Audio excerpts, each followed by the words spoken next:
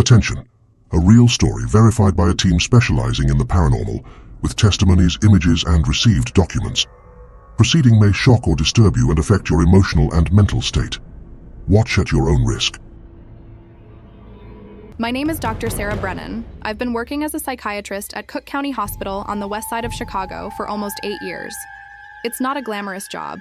The walls are yellowed with age, the smell of disinfectant never quite leaves the hallways, and most patients come to me through the prison system or from psychiatric emergencies that no one else wants to take on. I chose this place precisely for that reason. Because I believe everyone deserves to be heard, even though society has given up on understanding. But there are days when I look at the cracked ceiling of my office and wonder if I chose this path out of compassion or for something I can't quite name. A strange feeling, as if I'm searching for something I lost, but I can't remember what. It was autumn when it all began. October 2023.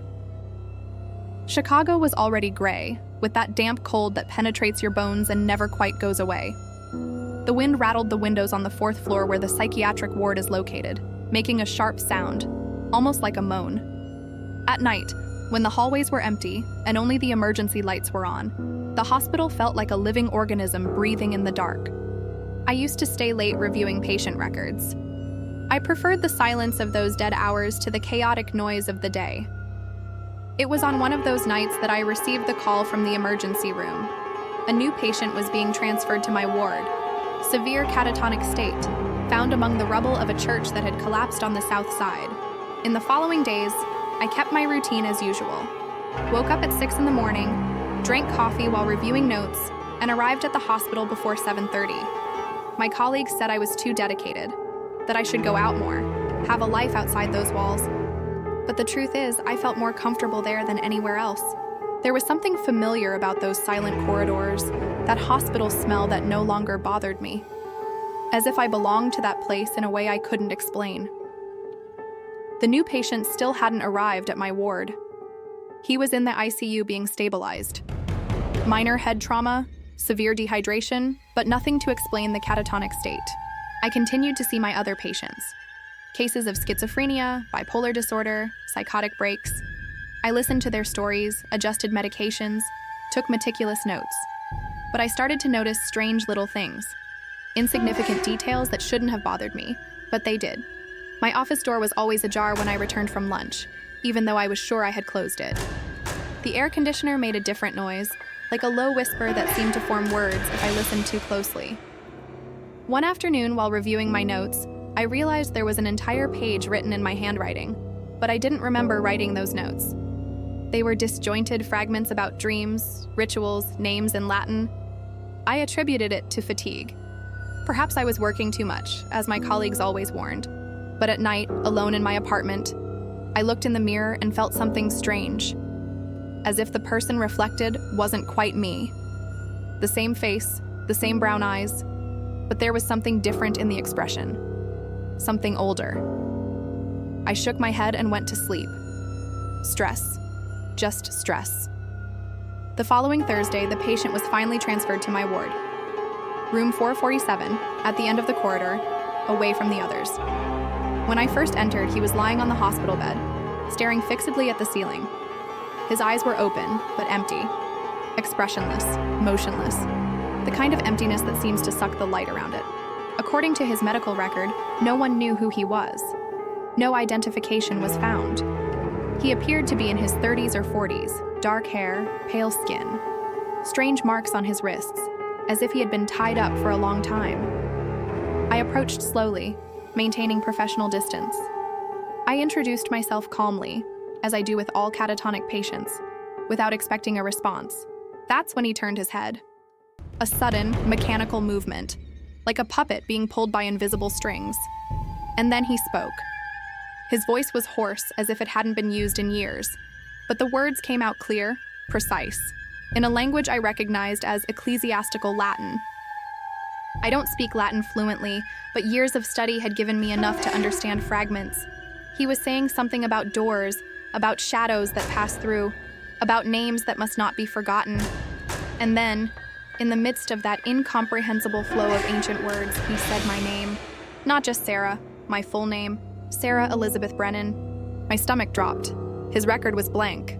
No intake form, no personal information. How could he know my middle name? I don't even use that name. It's only on my official documents. I tried to maintain professional composure. I asked him how he knew my name, but he instantly returned to the catatonic state. Empty eyes, immobile body, as if he had never spoken. I left the room with trembling hands.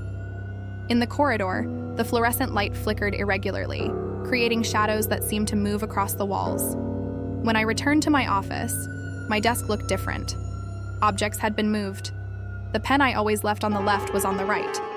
The picture frame with my graduation photo was turned face down against the wall. No one had entered. I had locked the door. That night, I went home early, but sleep didn't come. I lay in the dark, listening to the normal sounds of the apartment transform into something more. Creaks, whispers, the sound of footsteps that stopped exactly at my bedroom door. And when I finally slept, I dreamed of a church. Ancient stones, lit candles, and voices singing in languages I shouldn't know, but somehow I understood every word. In the following weeks, I started visiting the patient in room 447 twice a day. It was my professional duty, I told myself. But there was something more, an inexplicable need to be near him, as if a part of me recognized something my conscious mind refused to accept. He continued to alternate between the catatonic state and brief moments of disturbing lucidity. Always speaking in Latin, sometimes in ancient Aramaic, languages I shouldn't be able to identify, but I did. And always, revealing details about my life that no one could possibly know. The name of my childhood cat who died when I was 7. The scar on my left ankle from when I fell off my bike. Things I had never told anyone. I started losing time, literally. I'd look at the clock and it would be 3 in the afternoon, I'd blink, and suddenly it was 7 at night. Entire hours disappearing without explanation. My colleagues started to notice. Dr. Martinez asked me if I was sleeping well. Nurse Chen commented that I seemed different but couldn't explain how. I myself noticed the changes. I'd wake up with dirt under my fingernails even though I was sure I had showered before bed. I'd find marks on my arms as if someone had held me tightly, but I couldn't remember anything. The hospital seemed to be changing too. The corridors seemed longer at night. The lights flickered in patterns that almost formed codes. The shadows in the corners didn't behave like normal shadows. They remained still when they should move, and they moved when everything should be still. In room 447, the temperature was always lower than in the other rooms. My breath formed clouds of vapor, even with the heater on. And there was a smell. Something like old incense mixed with damp cemetery earth. One night, working late, I heard footsteps in the hallway. Slow, dragging footsteps, coming from his room. But when I checked, he was exactly as I had left him. Immobile in bed, eyes open, fixed on the ceiling. Except now there was something written on the wall above the bed. Strange symbols, made with something dark. It wasn't paint. It looked like old blood, but long dried. I called security. No one had entered or left the room. The cameras showed nothing, but the symbols were there, impossible to ignore. I started researching. I spent nights in old libraries, searching through texts on occultism, religious rituals, possessions. Something in me knew where to look, which books to open, which pages to read. It was as if I already knew it all, as if I was just remembering. It was as if I already knew it all, as if I was just remembering. The dreams worsened. Every night, the same church. But now I saw more details. There were people dressed in white, forming a circle. There was someone in the center, bound, screaming. And there was a priest with an ancient book, reciting words that made the air vibrate. And then I realized. The person tied in the center had my face. I woke up in a cold sweat with the taste of metal in my mouth, and always, I found dirt in my sheets. Damp dirt, smelling of something long buried. One afternoon, while reviewing my notes from the past few months, I found something disturbing. My handwriting was changing. Some pages were written in my normal script. Others looked different, more angular, somehow older. And on the pages with the different handwriting, there were descriptions of rituals, detailed descriptions of how to separate a soul from its memories, how to erase trauma through methods that modern science would call exorcism. I didn't remember writing that. In the hospital, Objects started to move when I passed. Doors opened by themselves. Lights went out at the exact moment I entered a room. The other staff members started avoiding my presence, even without being able to explain why. And the patient in room 447 watched me. Even in a catatonic state, even with seemingly empty eyes, I felt his gaze following me, as if he was waiting for something, as if he knew something I was about to discover. At night, alone in my office, I started hearing whispers. They came from the walls, from the ceiling, from inside my own head. Words in Latin, in Aramaic, in languages that shouldn't exist anymore. And they all said the same thing. Remember, remember, remember. It was a Tuesday, 3 months after the patient arrived, that everything fell apart. I woke up in the middle of the night, not in my bed, but on the cold floor of the hospital corridor. I was barefoot, wearing only my pajamas, with my hands covered in something sticky and dark. At first, I thought it was blood, but when the light flickered, I saw it was black ink or something similar. My hands trembled uncontrollably. I didn't remember leaving home. I didn't remember driving there. I didn't remember anything since the moment I had lain down to sleep. I looked around. I was on the 4th floor, in the psychiatric ward hallway, and the walls around me were covered with symbols, the same symbols that had appeared in room 447, but now they filled every available inch, from floor to ceiling, in a frenzied, desperate script. And I knew, with a certainty that made me vomit right there, that I was the one who had written them. I walked like a sleepwalker to room 447. The door was ajar. It shouldn't have been. That room was locked at night for security measures. I pushed the door open slowly. The creak seemed to echo for an eternity. The patient was sitting on the bed. Not lying down as always, but sitting, completely still, watching me with those empty eyes that suddenly didn't seem so empty anymore. And then he smiled. A slow, sad smile, as if recognizing something in me that I couldn't yet see. He began to speak. Not in Latin this time, but in perfect Portuguese. My own voice. He was speaking with my own voice. He said things that made my vision darken at the edges. He spoke of a young psychiatrist who, 4 years ago, had developed an obsession with cases of demonic possession, who had begun researching unconventional methods, mixing psychiatry with occultism. He told how this psychiatrist had volunteered for an experiment, a ritual conducted by a renegade priest in an old Southside church.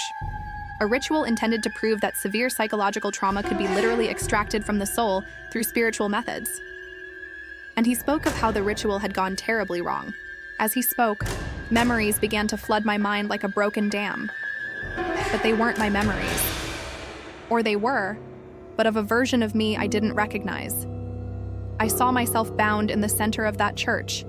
I saw the priest reciting ancient words as the air around me grew dense, heavy, impossible to breathe. I felt the searing pain as something was torn from inside me, something essential, something that should not be separated. And then I saw the exact moment everything collapsed. Literally. The church began to fall apart. The ritual had created something, or released something, that should not exist in this world. The patient in front of me was not a stranger found in the rubble. He was what was left of me, the part that was torn out and left behind. The memories, the trauma, everything I had tried to eliminate, still alive, still conscious, imprisoned in that catatonic body. I was the before. He was what remained. Or was it the other way around? I was the before. He was what remained. Or was it the other way around? The room lights began to flicker violently. The temperature plummeted so fast that I could see ice crystals forming on the windows. My breath came out in thick clouds, and each exhalation seemed to tear a piece of my sanity. The patient got out of bed. His movements were clumsy, as if he was relearning to control that body. And he started walking towards me. I tried to back away, but my legs wouldn't obey. It was as if invisible roots had grown from the floor and pinned me in place. He extended his hand. A hand identical to mine, with the same scar on the index finger from when I cut myself with paper in college. And when his fingers touched my face, I felt an electric shock run through every nerve in my body. And then I saw everything. And then I saw everything. I saw the last 4 years of my life being rewritten in my mind. I saw the farce. I saw how my memories had been constructed, implanted, fabricated to cover the hole left by the ritual. I saw that every moment I believed to be real was just a thin layer of normality over an abyss of emptiness. My graduation? It never happened the way I remembered. My patients? Some were real, others were constructions of my mind trying to fill the gaps. My entire life was a patchwork hastily stitched together to hide the fact that I had been torn apart. The room began to spin. The walls curved inward, breathing like living lungs. The symbols on the walls began to glow with a sickly greenish light, pulsing to the rhythm of a heart that was no longer completely human. I fell to my knees. The pain was physical, visceral, as if every cell in my body was being ripped apart and reassembled at the same time. And through the pain, through the absolute terror, a single question burned in my mind. If he was the part of me that was left behind, what exactly was I now? What had the ritual created when it split me in two? The answer came not in words, but in sensations. I remembered the exact moment of separation. I remembered looking down and seeing my own body convulsing on the church floor as I floated above, formless, without substance. I remembered the impossible choice: to go back and be consumed by the trauma that was slowly killing me, or to move forward as a fragment, as a shadow of who I was, but free. I had chosen to forget. I had chosen to live half a life rather than die whole. And now, the half that was left behind had found me. It wanted to reconnect. It wanted to complete me. And it wouldn't ask permission. I woke up 3 days later in the hospital ward. I was tied to the bed, sedated, with heart monitors beeping at an irregular rhythm. Dr. Martinez was by my side, with that worried expression doctors wear when they don't know how to deliver bad news. He told me I was found unconscious in room 447, alone, muttering in ancient tongues. Alone. That word echoed in my head like a funeral bell. I asked about the patient. Martinez frowned. What patient? Room 447 had been empty for weeks, since the last occupant was discharged in early September. I showed him the records, my detailed patient charts, my notes on the sessions, the prescriptions. He looked at me with a mixture of pity and fear. He said I had spent the last 3 months treating an empty room. Security cameras confirmed it. They showed me entering room 447 daily, sitting in the chair next to the empty bed, talking to myself for hours, writing reports about conversations that never happened with a patient who didn't exist. But I remembered.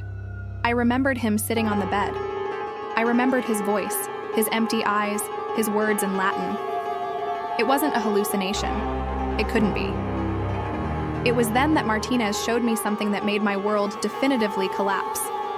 An old, sealed, classified hospital file. He shouldn't have had access, but he had pulled some favors after my breakdown.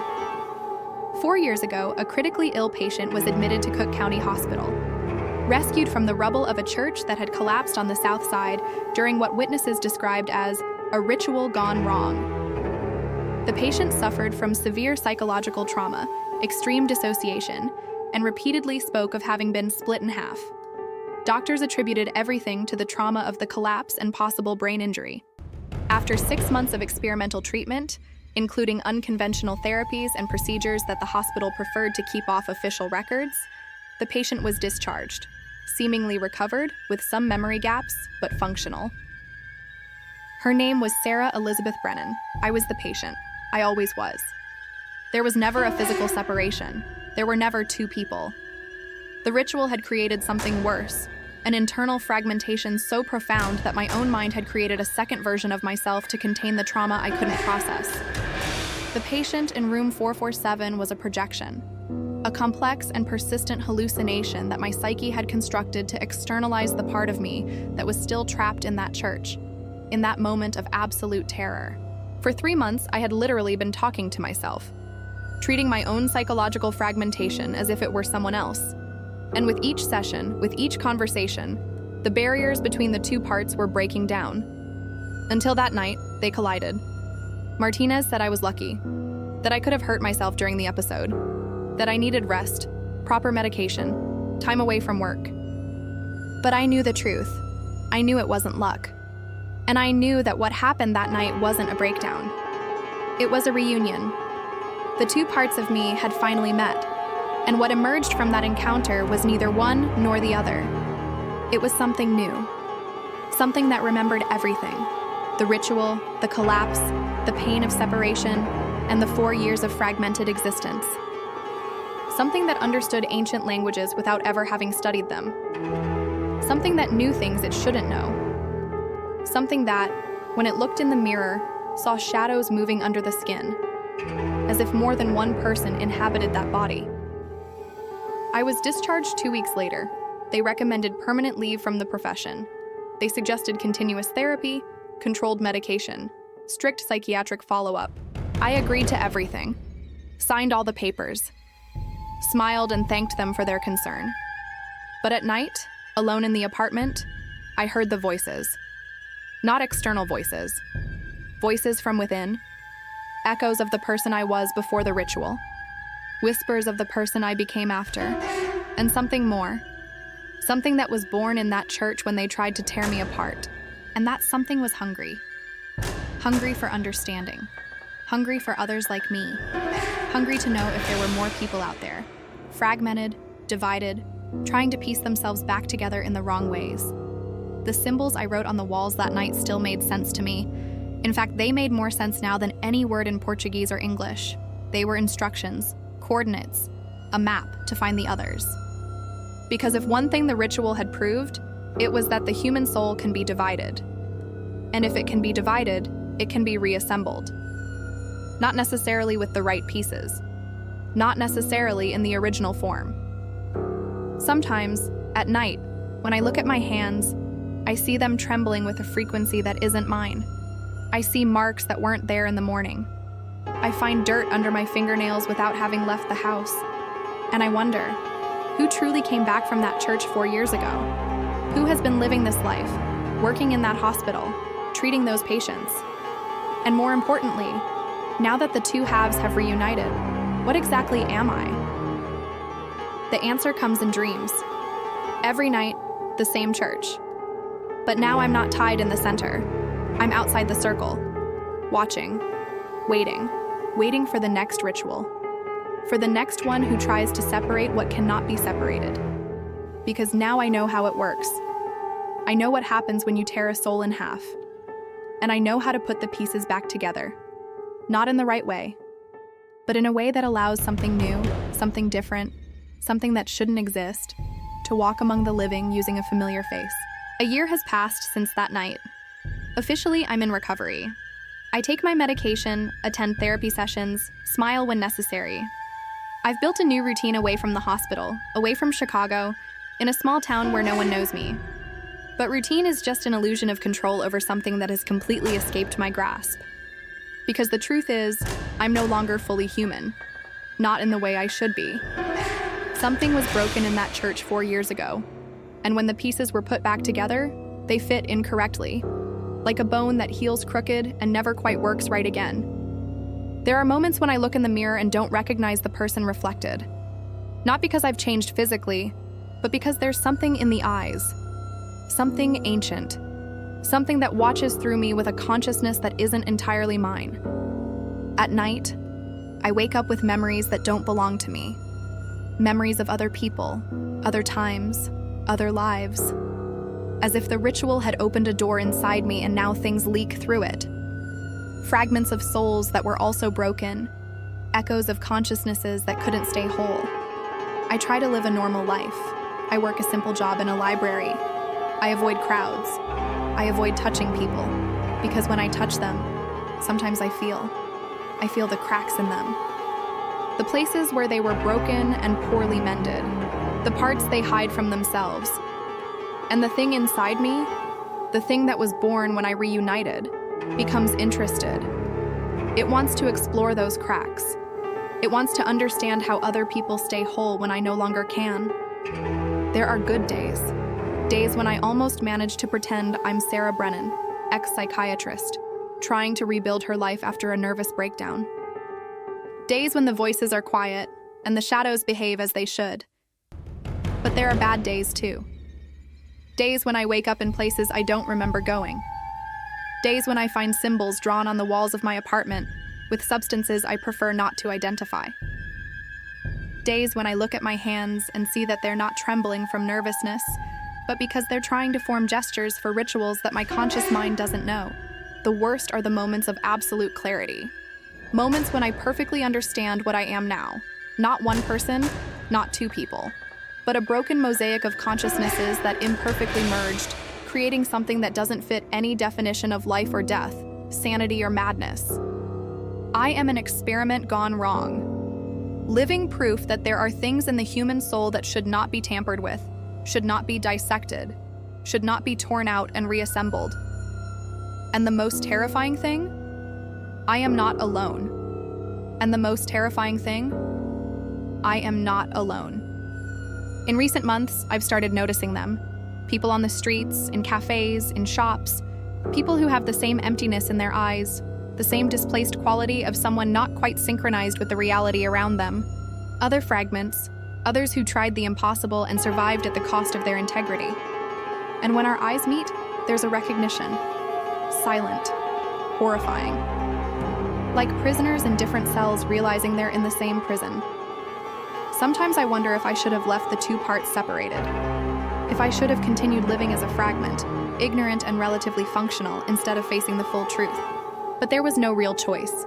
Trauma always finds a way to return. Repressed memories always surface. What was buried always digs its way back to the surface. Now I live with the full weight of what I was, what I tried to be, and what I became. It's like carrying 3 overlapping lives in a body that can barely contain one. There's a folder under my bed.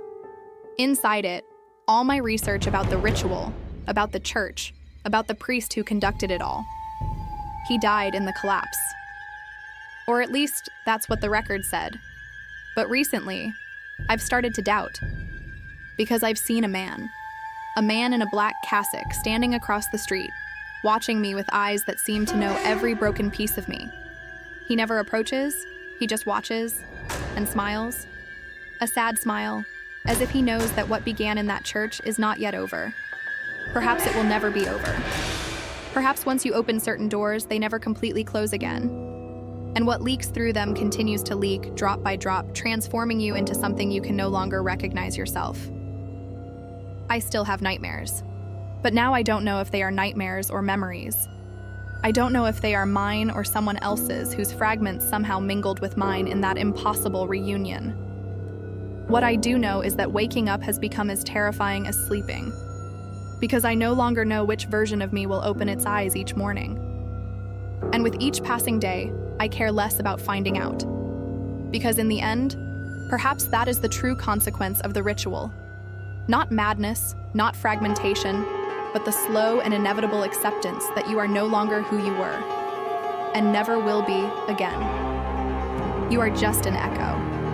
A shadow projected by something that once existed and was shattered so completely that not even putting the pieces back together can restore the original form. And you learn to live like this. Broken, reassembled, wrong, because there is no other option. And so ends the story of Dr. Sarah Brennan, or at least what's left of her. And so ends the story of Dr. Sarah Brennan, or at least what's left of her. This narrative raises disturbing questions about the nature of human identity, about the limits of psychiatry, and about what happens when we try to heal traumas through methods that modern science does not yet fully comprehend. Did Sarah truly undergo an experimental exorcism ritual? Or was it all just an elaborate hallucination, constructed by a fractured mind trying to make sense of its own collapse? The truth is, we will never know for sure. And perhaps it is precisely this uncertainty that makes the story so terrifying. Because deep down we all carry fragments, parts of ourselves that we hide, repress, try to forget, traumas that we bury so deep that we pretend they never existed. And the lingering question is, what if these fragments could come to life? What if the parts of you that you try to forget were waiting in some dark corner of your mind for a chance to surface? And what if, when you look in the mirror tonight, you see something different in your own eyes, something watching you from within, something you don't remember putting there? Think about that before you sleep. If you made it this far, thank you so much for watching. I hope you felt every shiver, every moment of tension I tried to create in telling this story. If the narrative impacted you, if it made you question reality, or if it simply gave you that enjoyable fear that only a good horror story can provide, please leave a like. It really helps the channel continue to bring disturbing stories like this. In the comments, tell me, do you believe that exorcism rituals can truly fragment the soul? Have you ever felt like there's more than one version of you trying to coexist in your own mind? Share your experiences. I love reading your accounts. And if you haven't subscribed to the channel yet, subscribe and activate the notification bell. Every week I bring new stories of psychological horror, the supernatural and inexplicable experiences that will make you sleep with the lights on. Remember, the line between sanity and madness is much thinner than we imagine. And sometimes all it takes to cross it is a single night, a single ritual, a single attempt to separate what should never be divided. Until the next story. If you can even sleep until then, beware of the shadows.